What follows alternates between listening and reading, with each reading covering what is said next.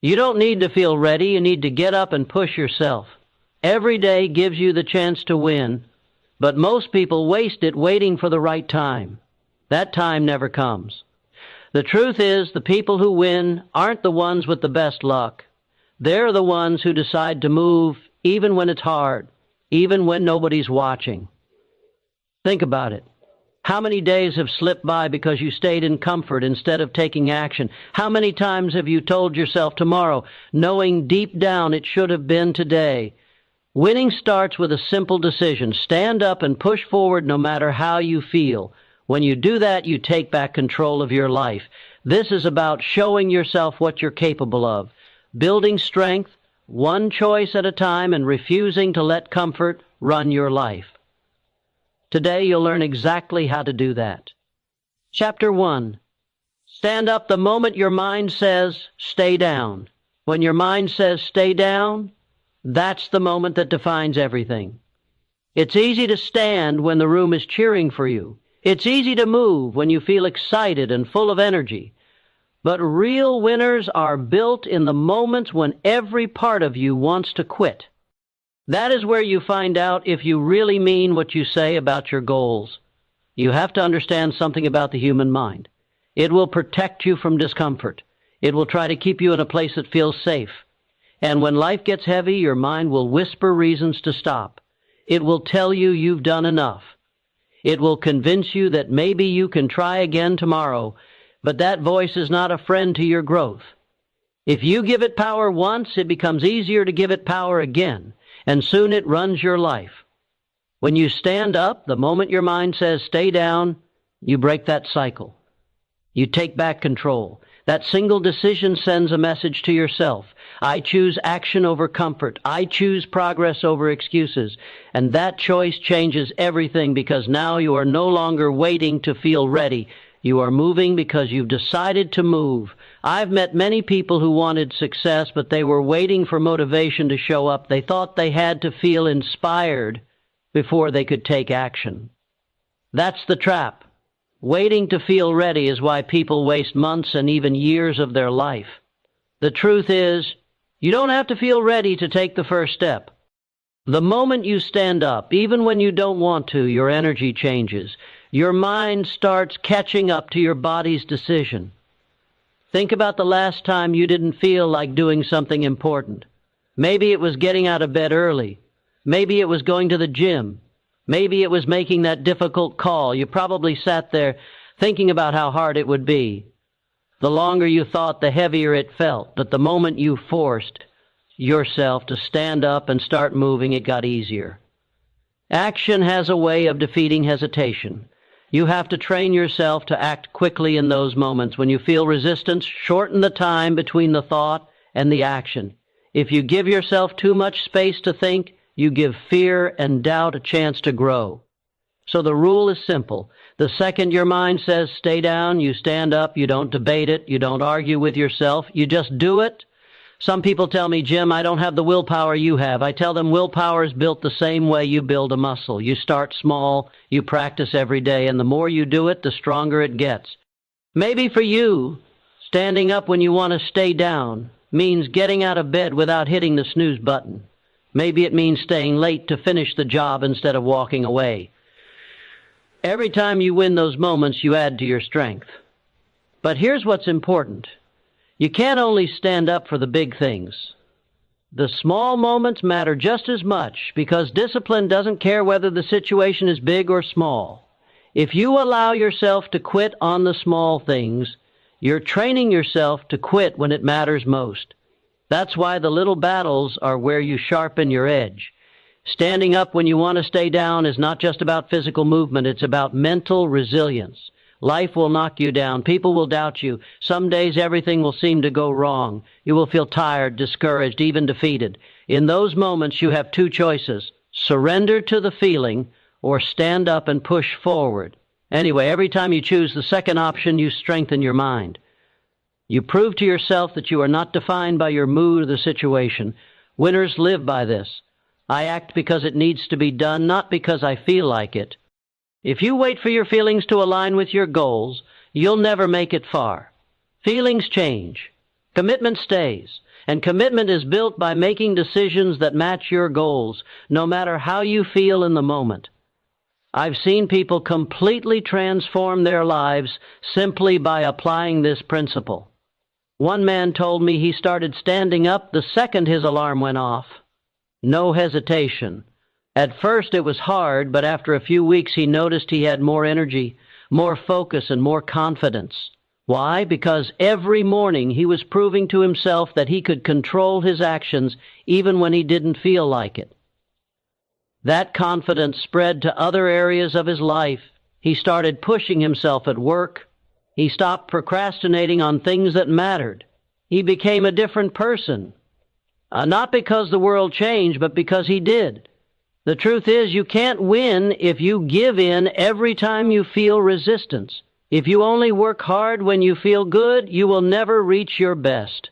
Life rewards those who act when it's hard. The real battle is not with the outside world. It's with that part of you that wants the easy way out. Beat that part and you will win more than you ever imagined. When you face a moment of resistance, think about the outcome. Picture yourself an hour from now. Will you feel proud that you stood up and acted, or will you feel the disappointment of giving in again? That picture can be a powerful motivator. Most of the time, the regret of quitting feels much worse than the discomfort of pushing through. It's also important to remind yourself why you're doing this. Standing up when your mind says stay down is not about being perfect. It's about staying consistent with the person you want to become. If your goal is to be disciplined, strong, and successful, then your daily actions have to match that goal. Every time you stand up in the face of resistance, you are living in alignment with that vision. And here's the best part. The more you do this, the easier it becomes. At first, it's a battle every time. You'll feel the urge to stay down and the temptation to delay, but after weeks and months of choosing action, you will notice something. Your default response changes. Instead of debating with yourself, you'll start moving automatically. That's when discipline becomes a habit. That's when you've rewired your mind to follow through without waiting for perfect condition. So, how do you apply this today? Start with one decision. When you feel resistance, whether it's getting out of bed, starting a project, or having a tough conversation, act immediately. Don't think, don't wait. Just stand up and do it. Then keep doing it again and again until it becomes part of who you are. If you want to win in life, this is where it starts. Not in the easy moments, but in the ones where you want to quit. Not when you feel good, but when you feel drained. The ability to stand up in those moments is what separates the people who talk about success from the people who actually achieve it. So the next time your mind says stay down, remember what's at stake. Your future is shaped by how you handle those moments. Stand up. Push yourself. Take the step. Because every time you do, you're not just winning the moment, you're building the strength to win the rest of your life. Chapter 2. Break your own limits before the day even starts. When you wake up in the morning, you are given a chance to set the tone for the entire day. Most people start slow. They drag themselves into the day, letting the hours unfold before they decide how much they are willing to give. But if you want to live at a higher standard, you cannot wait for the day to decide for you. You must break your own limits before the day even begins. That means proving to yourself right from the start that you will not settle for the bare minimum. Limits are not always about physical ability. Most of the time they live in your mind. They appear as the voice that says that's enough long before you've reached your actual capacity. They show up as routines that are comfortable but never challenge you. They convince you that small efforts are acceptable because you've done enough to get by. The problem is if you begin your day with that thinking, you carry it into everything else you do. Breaking your limits early creates a momentum that changes how you approach the next 12 or 16 hours. If you start by doing something you didn't think you could do, whether it's waking up earlier than usual, training harder, working faster, or tackling something most people would delay, you have already set yourself apart. You've told yourself, I'm here to win today, not just to get through it. That single choice can shape your entire performance. The danger of starting slow is that your mind accepts mediocrity as the day's standard. If your first actions are lazy or half-hearted, the rest of the day often follows the same pattern. You might still get things done, but you won't touch your true potential. But when your first actions break through a personal barrier, the opposite happens. You start thinking bigger, you start pushing harder, and you carry that standard into every part of the day. One of the most effective ways to break limits early is to attack something challenging as soon as you wake up. That might mean doing a workout before sunrise, when your body is still stiff and your mind is telling you to take it easy. It could mean working on a skill or a project before your regular schedule begins, giving it your full focus when most people are still trying to wake up. The point is to start with something that stretches you. That early effort sets the bar high. You also have to understand that breaking limits is not about comparing yourself to anyone else. It's about going beyond what you have done before.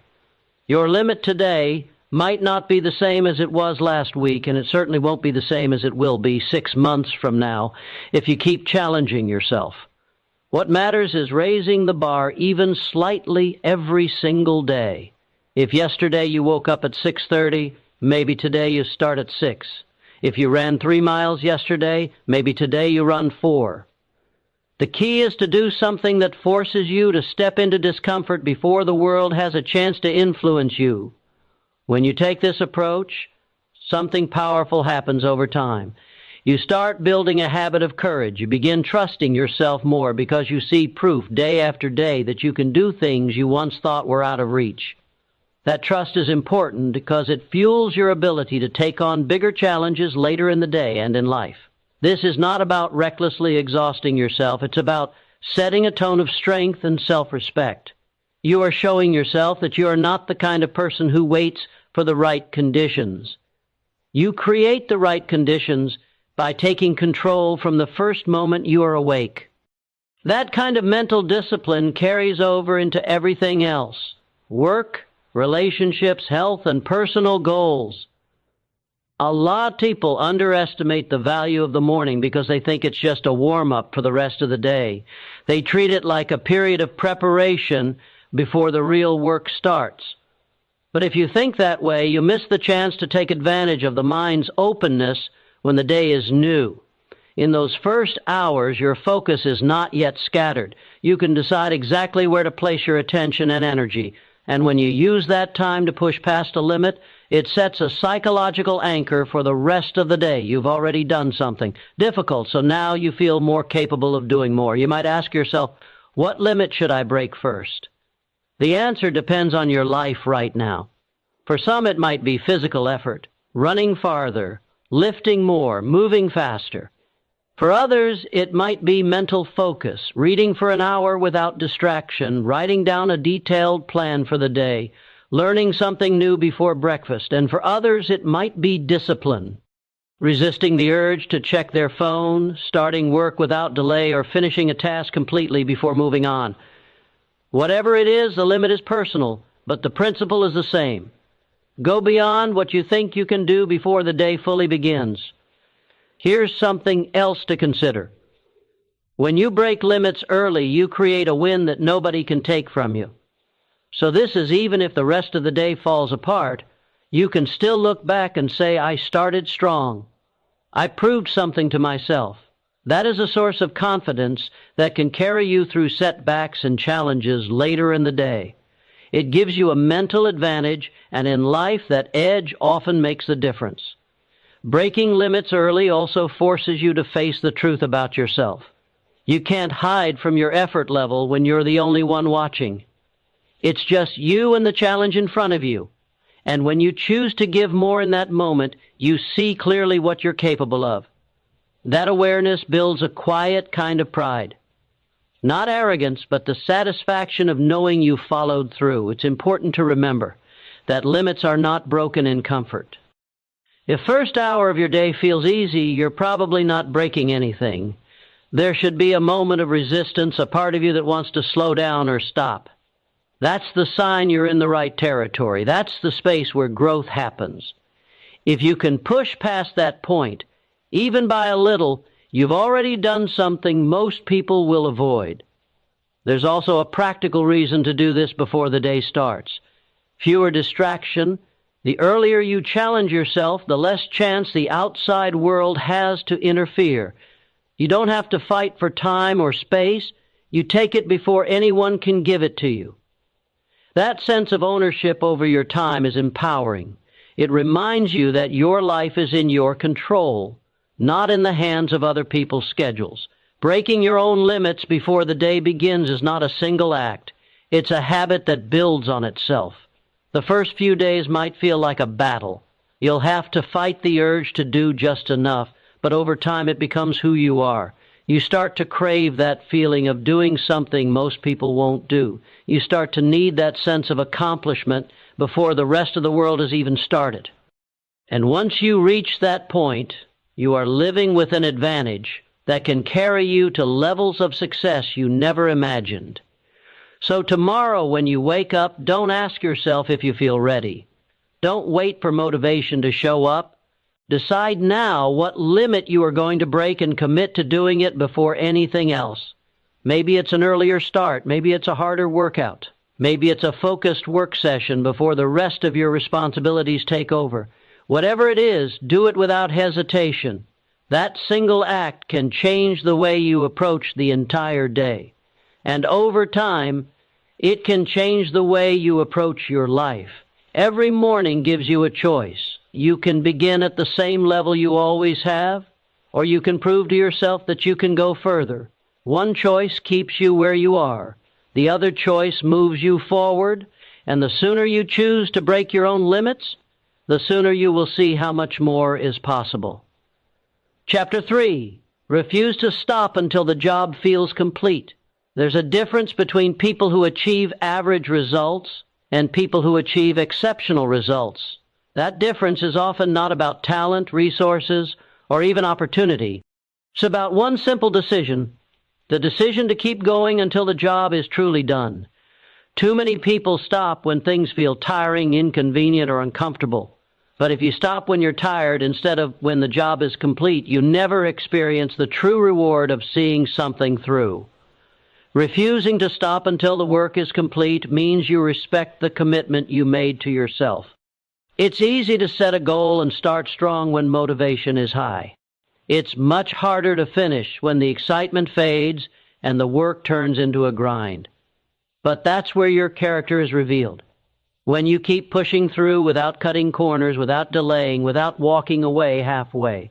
When you stop early, you create a pattern in your mind that says almost is good enough. That pattern spreads into everything else you do. If you allow it to happen once, it's easier to do it again the next time. Soon, quitting early becomes your default setting, even when you don't intend it. On the other hand, when you make it a personal rule to finish no matter what, you build a standard that carries into all areas of life. Finishing what you start is not just about discipline. It's about trust. Every time you complete a task you said you would, you strengthen the trust you have in yourself. You prove that your word means something, and that trust is what allows you to take on bigger challenges because you know you'll follow through. Without that trust, you hesitate, you doubt, and you limit your own potential. There's also a practical advantage to pushing through until the job is finished. Work left unfinished weighs on your mind. You carry it into the next day, and it takes up space you could use for new opportunities. When you finish, you free yourself to focus fully on the next thing. That mental clarity alone can set you ahead of others who are stuck juggling unfinished tasks. Some people think stopping early will save them energy, but often it costs more in the long run. If you stop halfway, you'll have to restart later, and that restart always takes more effort than simply finishing when you're already in motion. This is why people spend weeks dragging out a project that could have been done in 2 focused days. They break their momentum and make the work harder than it needs to be. Refusing to stop is not about working recklessly or ignoring your limits. It's about making the decision to keep going when you still have the ability to give more. There's a difference between being at your limit and simply being uncomfortable. Most people confuse discomfort with true exhaustion, and they quit long before they reach their real capacity. Those who push past that initial wall often discover they have far more in them than they thought. One way to apply this is to remove almost from your vocabulary when you're close to finishing. Don't start thinking about how good it will feel to stop. Instead, remind yourself that the only acceptable place to stop is at the finish line. If the job was to run 5 miles, you don't stop at 4.5. If the job was to write 10 pages, you don't quit at 8.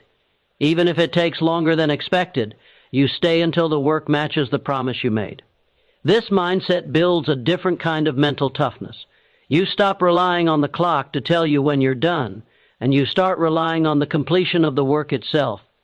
That shift is powerful because the clock can trick you into doing just enough to get by. But the work itself is the only true measure of whether you've earned the result you want. It's also important to understand that there's pride in completion that you can't get any other way. When you know you finished something the way it was meant to be finished, you carry a confidence that can't be faked. You look at the result and know there was nothing left undone. That feeling makes you more willing to take on the next challenge because you know you're capable of following through. To live by this principle, you have to be honest with yourself. You can't say that's good enough when you know you've left work on the table. You can't lower the bar halfway through just to make yourself feel comfortable. If you said you would do it, you do it. And if it takes longer, you stay longer. If it's harder than you thought, you push harder. That's how you separate yourself from the crowd. This approach also builds respect in the eyes of others. People notice when you follow through. They notice when you're the one who can be counted on to finish, no matter how tough the job gets. That kind of reputation is valuable in every area of life, from your career to your personal relationships. When you adopt the rule of finishing what you start, it changes how you plan your day. You become more careful about what you commit to because you know you'll see it through. You don't take on things just to impress people in the moment. You take on what you know matters because you understand the responsibility of completion. There's also a psychological benefit to completing one task before moving to the next. It creates a sense of momentum that fuels your motivation. Success feeds on success, and each completed job makes the next one easier to start and finish. On the other hand, starting many things and finishing none of them drains your motivation and makes you feel stuck. Sometimes the biggest challenge is not the work itself, but the moments near the end when you're tempted to slow down. The mind plays tricks here. It tells you the difference between almost and finished isn't worth the effort. But that's the point where you have to push the hardest. The last steps are where you solidify your standard. They're the proof that you don't stop short, even when you could get away with it. If you want to live by this rule, you can train it in daily life. Pick small tasks and make a promise to finish them completely. Clean the room and put every item back in its place. Write the report and review it before calling it done. Exercise and complete every rep you planned. Over time, you'll get used to the feeling of closing the gap between almost and done. That habit will carry into bigger challenges. The discipline to finish is something you can control entirely. It doesn't depend on luck, timing, or talent. It's a choice you make each time you're tempted to stop early. And because it's a choice, you can decide right now that you will be the kind of person who finishes every job you start. The truth is, anyone can start. Starting is easy. It's the finishing that separates the achievers from the dreamer. And the more you practice refusing to stop until the work is complete, the more natural it becomes. Soon you won't even think about quitting early. It simply won't be an option. You'll be too committed to the standard you've set for yourself. And when you live that way, you not only get better results, but you become the kind of person others look up to. Not because you talk about hard work, but because you prove it every time by refusing to walk away until the job is done. That's how real progress is built. That's how winning becomes a habit. Chapter 4. Act when you least feel ready to begin. Most people wait for the perfect moment to take action. They wait until they feel confident, until they have more experience, until the timing feels right. But here's the truth. If you only act when you feel ready, you will miss most of your opportunities. The perfect moment rarely comes, and when it does, it often passes before you realize it. The people who move ahead in life are not the ones who wait for the ideal time. They are the ones who step forward when they feel least prepared.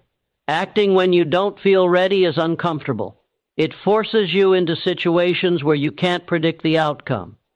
You may not have all the answers, and you may worry about making mistakes. But this discomfort is exactly where growth happens. If you only operate inside your comfort zone, you will keep recycling the same results you've always had. The real progress comes when you take action in uncertainty. When you challenge yourself to face situations that stretch your limit, you will never eliminate the fear or doubt that comes before doing something new or difficult. Those feelings are part of the process. The mistake is thinking you need to get rid of them before starting. Confidence doesn't come before action. It comes after you act and see that you can handle more than you thought. You can't think your way into confidence. You have to earn it by doing. Think of a time in your life when you were hesitant to start something, but you did it anyway. Maybe it was speaking up in a meeting, making a big decision, starting a business, or taking on a new role. You probably didn't feel fully ready in that moment. But once you began, you found your way through it. You learned as you went, you made adjustments, and you gained strength you wouldn't have had if you kept waiting. This is the pattern. Every time you grow into the role after you take it, not before. When you delay action, you give your mind space to create more reasons to avoid it. The longer you wait, the heavier the task feels. That wait often has nothing to do with the difficulty of the task and everything to do with your thoughts about it. You start imagining worst-case scenarios. You overanalyze. You tell yourself you'll be better prepared later, but later becomes never. The only way to break this cycle is to act before your mind has a chance to talk you out of it. This principle is not about recklessness. It's about decisiveness. You don't ignore preparation, but you also don't wait for preparation to be perfect. You gather what you can and then you move. The rest you learn through action. Waiting for flawless preparation is just a way to disguise procrastination. In life, there will be moments where the gap between where you are and where you want to be feels too wide. You might tell yourself you need more skills, more resources, or more time before making a move. But if you are honest, you will realize that much of this is fear disguised as logic. If you keep waiting until you are sure of success, you'll never start anything worth doing. The bigger the goal, the less ready you will feel at the start. You have to develop the ability to step forward despite those feelings. The first step might be shaky, but each step after that gets stronger. And the sooner you take that first step, the sooner you build momentum. Momentum is one of your greatest tools. It can turn uncertainty into confidence faster than any amount of overthinking. Acting when you least feel ready teaches you resourcefulness. When you put yourself in situations that stretch you, you're forced to find solutions on the spot. You learn to adapt, to think faster, and to problem solve under pressure. These skills can't be fully developed by sitting on the sidelines. They are earned in the middle of the action. Some of the most important breakthroughs in life come when you say yes before you feel ready. That conversation you almost didn't have could open a door you never knew existed. That opportunity you almost turned down could be the start of your biggest success. The moment you feel most unprepared is often the moment that matters most. One of the keys to making this mindset work is shifting how you define readiness. Readiness is not having every detail figured out. It's being willing to move forward and handle what comes. You don't need to know everything. You need to know that you'll figure things out along the way. Once you accept that you can learn on the move, you realize that you are ready more often than you think. You also have to get comfortable with imperfect starts. Perfectionism kills momentum. If you wait for perfect, you never begin. But if you start now, even with a rough first attempt, you can improve along the way. Action creates clarity. You can adjust your approach as you go, but you can't adjust something that hasn't even begun. Sometimes the hardest part is simply breaking the inertia of doing nothing. You might spend hours or even days thinking about starting, and all that thinking drains energy. The moment you take action, even a small action, you change the energy entirely. That shift is what gets you moving. And once you're moving, it's easier to keep going. Acting before you feel ready is also a form of self-respect. It's telling yourself that you trust your ability to figure things out. It's saying, I may not have all the answers, but I believe I can find them. This belief builds resilience because it's based on your capacity to adapt, not on having a perfect plan. There will be days when you wake up feeling unmotivated, uncertain, or even overwhelmed. Those are the most important days to act. Anyone can work when they feel ready and confident. The people who grow the fastest are the ones who work when they feel uncertain, tired, or intimidated. Those moments build the strongest mindset because they prove that you can perform regardless of how you feel. If you want to live by this principle, start practicing it in small ways. Say yes to a task that scares you. Start a project before you've mapped out every detail. Speak up in a meeting even if your voice shakes. Each time you act without feeling ready, you expand your comfort zone. And over time, situations that once felt intimidating become normal. The truth is, you will never feel ready for the most important moments in life. Big opportunities come disguised as uncomfortable challenges. If you wait until you're comfortable, they'll pass you by. But if you step forward before you feel prepared, you give yourself a chance to grow into the person who can handle them. You don't have to start with massive leaps. Sometimes acting before you feel ready is simply making the first call, sending the first email, or putting in the first rep at the gym. These small actions build the habit of moving despite uncertainty. That habit is what will carry you through bigger challenges later. Every time you act in spite of feeling unready, you're rewriting your story. You're proving that fear and doubt don't control you. You're training yourself to respond to uncertainty with action instead of hesitation. That shift can change the entire course of your life because it puts you in motion toward your goals instead of waiting for the right mood to arrive. So the next time you catch yourself thinking, I'm not ready, recognize it for what it is, a test. It's a chance to step forward and show yourself what you're capable of. Take the step. Make the move. Begin before you feel prepared. You might surprise yourself with how far you can go once you've started, and once you understand that readiness is not a requirement for action, you'll never wait for the perfect moment again. Chapter 5. Prove to yourself you can outlast any struggle. Life will test you in ways you never expected. It will throw challenges at you that make you question your strength, your patience, and even your purpose. Some struggles will be short and sharp. Others will stretch out for months or years, but no matter how hard they are, each one is an opportunity to prove something important to yourself. That you can endure, that you can keep moving forward, and that you can outlast anything that stands in your way. Endurance isn't built by winning quickly. It's built by holding steady when the pressure doesn't let up. Many people start strong, full of energy and determination, but their spirit fades when progress is slow or the weight feels too heavy. The ones who truly grow are those who stay in the fight long after the excitement is gone. They learn how to work without